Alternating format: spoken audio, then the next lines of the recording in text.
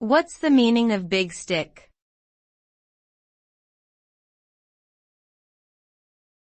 Big stick.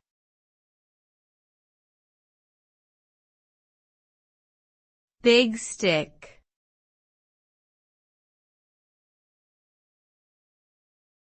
Big stick.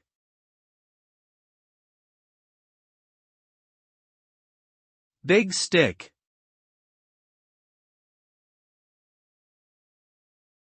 The phrase big stick originated from a speech by former U.S. President Theodore Roosevelt in which he stated, "Speak softly and carry a big stick, you will go far," referring to the U.S.'s foreign policy approach. The big stick symbolizes military might and the willingness to use force if necessary. It can be interpreted as a tactic of diplomacy in which a nation uses its power to negotiate from a position of strength.